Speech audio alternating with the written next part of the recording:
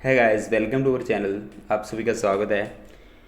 तो friends, IBPS RRB का notification out हो चुका है और अब अपना जो टाइम है वो स्टडी पे कंप्लीटली लगा देना आप लोगों को। अगर आप लोग पहले कम टाइम दे रहे थे तो उसको डबल कर दीजिए। और आज की इस वीडियो में अपने ये बात नहीं करने वाले कि स्टडी किस तरह से करनी है, उसके लिए अपना टू डू लिस्ट वाला प्लान चल रहा है, उस पर जाके फॉलो कीजिए। वीडियोस डाले हुए हैं। आज अपने बात करने वाले हैं कि अगर आप लोग आरआरबी के लिए, चाहे ऑफिस असिस्टेंट के लिए, चाहिए आप लोग ऑफिसर स्केल फर्स्ट के लिए, सेकंड के लिए, थर्ड के लिए अप्लाई कर रहे हो, तो फॉर्म किस तरह से फिल करना है, गलतियां ना हो। लास्ट एसबीआई क्लरिकल के फॉर्म में बहुत सारे स्टूडेंटों की गलतियां मेरे पास आई थी। वो क्यों आई थी? क्योंकि उन्होंने वीडियोस देखते नहीं है, वो फॉर्म फिल कर देते हैं, बाद में उनको पता चलता है कि ये गलतियां थी, हमें पता ही नहीं था। तो वो गलतियां अगर आप लोग भी नहीं करना चाहते तो इस वीडियो को देख लीजिए। 5 या 10 मिनट का वीडियो रहेगा और सारी चीज़ें यहाँ पे आप लोगों को कंप्लीटली मिल जाएगी। तो चलिए, अपने नोटिफिकेशन ओपन कर लिया है, सारी चीज़ें वन बाय वन डिस्कस करते हैं। सबसे पहले देखिए, जिस भी स्टेट के लिए आप लोग अपना फॉर्म अप्लाई कर रहे हो, जिस भी बैंक के लिए, तो उसकी जो है वो यहाँ पे इन्होंने प्रेजेंट हेड ऑफिस दिया हुआ है और जो जिस भी स्टेट में वो बैंक है वो दिया हुआ है, और उसकी लोकल लैंग्वेज ये इंपॉर्टेंट है क्योंकि इसका जो एलपीटी आपका होता है तो उसमें ये चीज़ें इंपॉर्टेंट रहेगी। एलपीटी इन्हीं लैंग्वेज में होगा, जिस बैंक के लिए जो लैंग्वेज दी है उसी लैंग्वेज में एलपीटी होगा।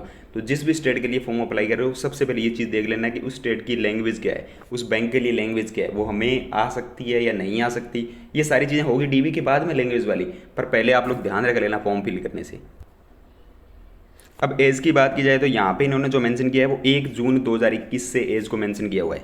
तो अगर आप लोग जा रहे हो फॉर्म फिल करने तो ये चीज़ आप लोग ज़रूर ध्यान में रखना कि एज जो वो 1/6/2021 से। तो स्केल थर्ड के लिए, सेकंड के लिए एज यहाँ पे मेंशन की हुई है, देख लेना आप लोग। ऑफिसर स्केल फर्स्ट के असिस्टेंट मैनेजर की अगर बात की जाए तो मिनिमम एज इनकी 18 साल है और मैक्सिमम एज 30 साल है।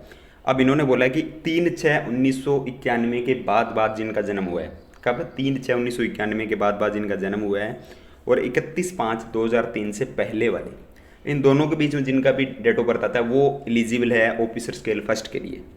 यही बात ऑफिस असिस्टेंट में मिनिमम 18 है, मैक्सिमम 28 साल है।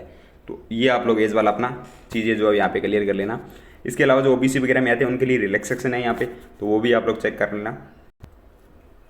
जिन भी कैंडिडेट का ईडब्ल्यू में आता है, यानी इकोनॉमिकली वीकर सेक्शन में आता है, उनके लिए ये वाली चीज़ें इनको आराम से पढ़ लेना और देख लेना कहाँ से कुछ बनाना है, किस तरह से अप्लाई करना है और किस वेस पे चाहिए, और सेंटर वाला चाहिए, स्टेट वाला चाहिए, पूरी की पूरी इन्फॉर्मेशन इसके अंदर है। ये आप लोग एक बार रीड जरूर कर लेना। क्वालिफिकेशन की बात की जाए तो दोनों के लिए आप लोग ग्रेजुएट होनी ज़रूरी हो, और किसी भी स्ट्रीम में आप लोग ग्रेजुएट हो वो मेंशन नहीं करता, पर ग्रेजुएशन आप लोगों की कंप्लीट होनी चाहिए। जिस भी स्टेट के लिए आप लोग अप्लाई कर रहे हो उसकी लोकल लैंग्वेज आप लोगों को आनी चाहिए, और कंप्यूटर का आप लोगों को बेसिक नॉलेज होना चाहिए। अगर आप लोग फाइनल में या अपीयरिंग में हो तो आप लोगों के लिए इन्होंने मेंशन किया कि आप लोगों का जो फाइनल रिजल्ट है वो 28/6/2021 से पहले पहले आना चाहिए। अगर 28/6/2021 से पहले पहले आप लोगों के पास रिजल्ट या कोई प्रूफ होता है तो आप लोग इसके लिए अप्लाई कर सकते हो। इसके बाद अगर आप लोगों का कोई कुछ भी आता है तो आप लोग अप्लाई नहीं कर सकते। ये चीज़ें आप लोग यहाँ पे मेंशन की हुई है, देख सकते हैं। 28/6 से पहले पहले होना चाहिए। अपना एग्जामिनेशन सेंटर भरने से पहले ये चीज़ देख लेना, no request for change for centre. Centre change नहीं होगा। एक बार जिस स्टेट में या जिस सेंटर के लिए आप लोगों ने अप्लाई कर दिया तो वही आप लोगों का सेंटर रहने वाला है। तो ये ध्यान रखना, सेंटर अपना ध्यान से भरना, क्योंकि यहाँ पे नो चेंजेस है सेंटर में। देखिए, अब चीज़ें यहाँ से स्टार्ट होने चल रही है कि हाउ टू अप्लाई अपने को किस तरह से करना है। अब देखिए यहाँ पे कि सबसे पहले तो आप लोगों को सेपरेटली फीस आप लोगों को करनी पड़ेगी। अगर आप लोग पीयू के लिए अप्लाई करें तो अलग से फॉर्म होगा, क्लरिकल के लिए करें तो अलग से फॉर्म भरा जाएगा, दोनों की अलग से फीस आप लोगों की जो को ली जाएगी। इसके बाद अगर बात की जाए, सबसे पहले अगर बात की जाए कैंडिडेट की फ़ोटोग्राफ की, तो photograph, signature, left thumb impression, इनकी अगर बात की जाए तो फोटोग्राफ आप लोगों की वाइट बैकग्राउंड अगर पीछे है तो ज़्यादा बेटर है, अगर नहीं है तो फोटो क्लियर होनी चाहिए आप लोगों की, क्लियर फोटो ही चलेगी, ये ध्यान रख लेना। सिग्नेचर आप लोगों को ब्लैक पेन से करनी है। लेफ्ट थंब आप लोगों को लगाना है।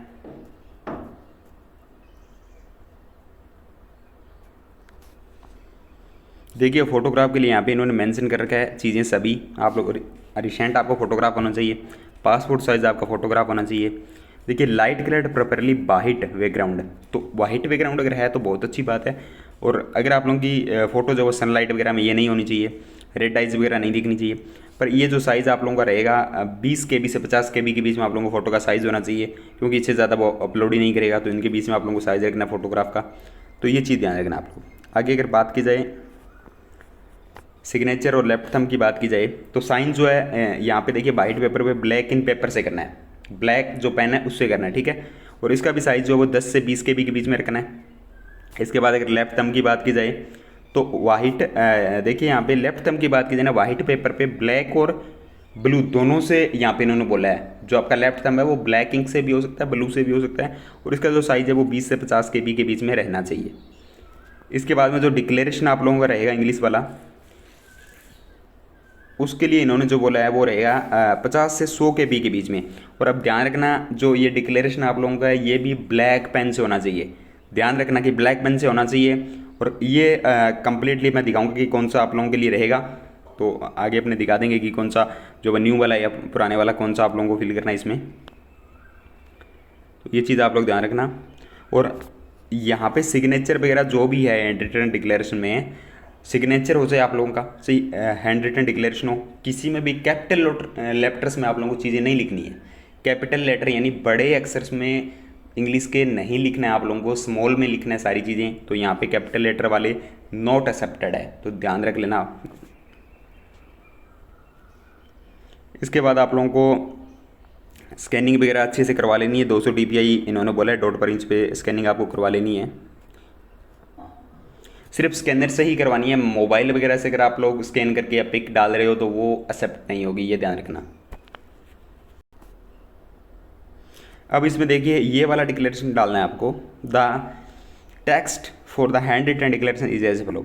आई, सबसे पहले आई उसका नेम ऑफ कैंडिडेट, अपना जो भी नाम है स्मॉल लेटर्स में लिखना है। उसके बाद hereby declare that all the information submit by me in the application form is correct, true and valid. I will present the supporting document as and when required. तो ये वाला डालना है आप लोगों को, जो SBI में था वो नहीं है, ये अलग है। ये वाला ही आप लोगों को जो वो हैंड रिटन डिक्लेरेशन डालना है, इंग्लिश में होना चाहिए, हिंदी में नहीं होना चाहिए। साइन भी आपका इंग्लिश में ही होना चाहिए, जो नाम है आपका वो भी इंग्लिश में होना चाहिए, स्मॉल लेटर्स में होना चाहिए, ब्लैक पेन से होना चाहिए। ये चीज़ें मैंडेटरी है, तो ये चीज़ आप लोग ध्यान रखें। और फॉर्म की जो डेट आप लोगों को पता ही है 8 से 28 तारीख तक है। और जो आप लोगों का एक चीज़ यहाँ पे इंपॉर्टेंट है कि जो थंब इंप्रेशन है वो प्रॉपरली स्कैंड होना चाहिए, समग्र नहीं होना चाहिए, यानी अच्छे प्रॉपर तरीके से होना चाहिए, उसमें कुछ भी चीज़ें कट वगैरह नहीं होनी चाहिए। तो ये चीज़ें आप लोगों को फॉलो करनी है। इसके अलावा अगर आप लोगों का कोई भी डाउट है तो यार कमेंट सेक्शन में ज़रूर पूछ लेना फॉर्म फिल करने से पहले, ताकि आप बाद में आप लोगों को दिक्कत ना आए। तो ये कुछ चीज़ें इंपॉर्टेंट थी। अब इसमें कुछ और चीज़ें मैं बता देना चाहता हूँ। आपका नाम, सबसे पहले आपका जो भी नाम है आधार कार्ड में या पैन कार्ड में, वो वाला नाम प्रॉपरली लिखना है। उसके बीच में स्पेस है या नहीं, तो उसमें स्पेलिंग क्या है नाम की वो प्रॉपर तरीके से रखनी है। क्योंकि जब प्री का एग्ज़ाम होता है तो उस टाइम आपसे वही डॉक्यूमेंट मांगा जाएगा जिसका नाम आपके एप्लीकेशन फॉर्म में होगा। सेम नाम होने पे ही एग्ज़ाम देने दिया जाएगा, तो सेम नाम रखना अपना। इसके बाद आपका डेट ऑफ बर्थ, आपकी कैटेगरी, उसके बाद आपका जो आपने ग्रेजुएशन किया है उसका लास्ट डेट रिजल्ट का, और उसके परसेंटेज, ये चीज़ें चेंज नहीं होगी। एक बार अगर आपने गलत डाल दी तो आप लोगों का फॉर्म रिजेक्टेड होने के पूरे चांसेस है। दोबारा से फिल करना पड़ेगा, 850 रुपये दोबारा से लगाने पड़ेंगे। तो ये चीज़ ध्यान रखना, नेम, डेट ऑफ बर्थ, आपके परसेंटेज, आपकी जो रिजल्ट की डेट है और कैटेगरी है, ये चीज़ ध्यान से भर देना। और कोई भी दिक्कत हो कमेंट सेक्शन में पूछ लेना। और रेगुलरली अपना प्लान चल ही रहा है तो जाके फॉलो कीजिए RRP के लिए। और अगर आप लोगों को टेलीग्राम पे जाके ज्वाइन करना है तो लिंक डिस्क्रिप्शन दिया, टेलीग्राम चैनल भी ज्वाइन कर लीजिए।